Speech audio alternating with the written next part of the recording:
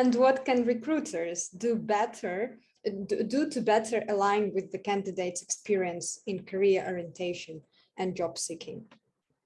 Yeah, so I think that's very much aligned actually with the candidate perspective, or at least it really helps also from a recruiter perspective to, see things from a candidate perspective.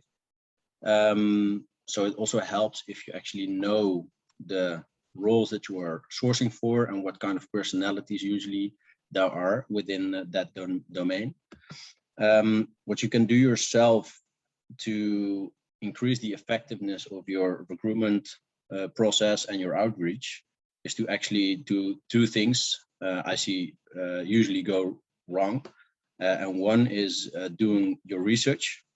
And that's not just based on viewing a LinkedIn profile and then thinking that you know someone or that you understand, who someone is, what they have done and what they like to do.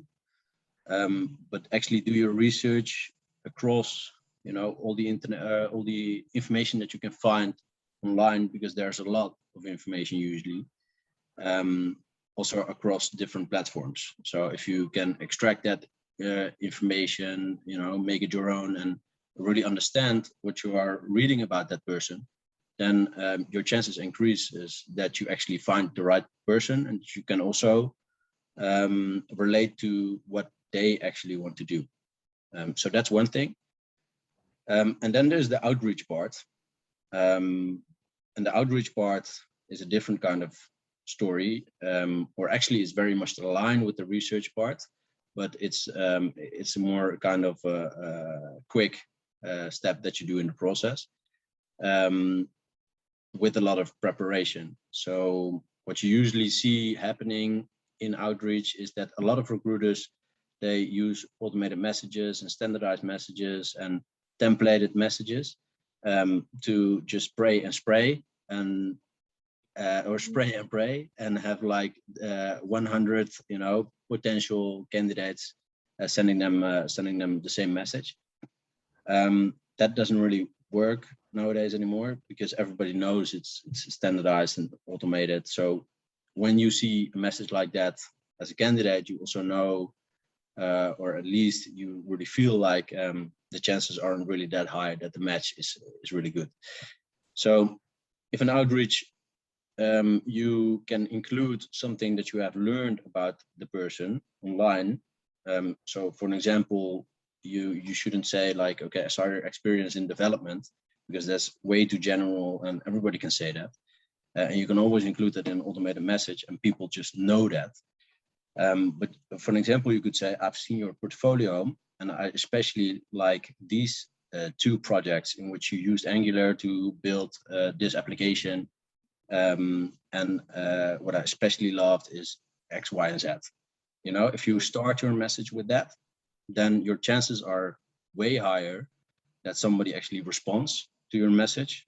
And obviously also that eventually you turn that candidate into a very valuable employee for your business. Yeah, that's true.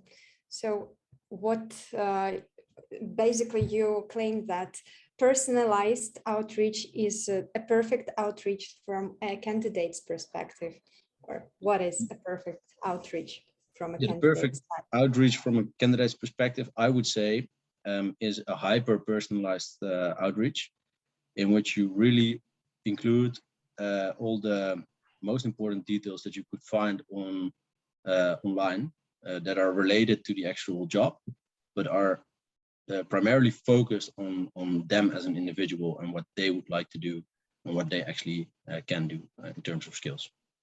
Okay, surely. So, and where do you see the biggest challenge for recruiters to do the right outreach? Yeah, so one of the biggest challenges is actually the research part, I would say, because drafting the message isn't, it is like a skill for sure. You have to train it and you have to develop it. But the research part, that's the biggest kind of, I would say, specialty for a recruiter to actually, or for a sourcer who are more specialized on the finding part, the researching part.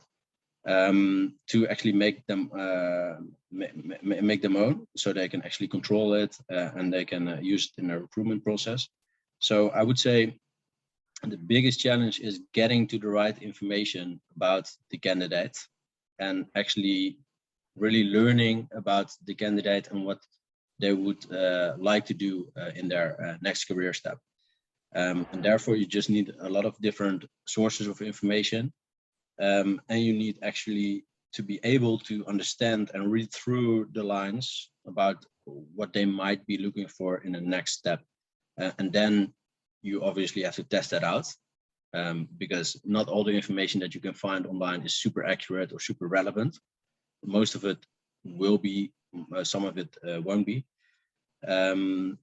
So you really have to test that out and, you know, see in a conversation in the next steps, obviously, if there's a good match indeed. But the research part, that's I think what most recruiters don't invest enough time in.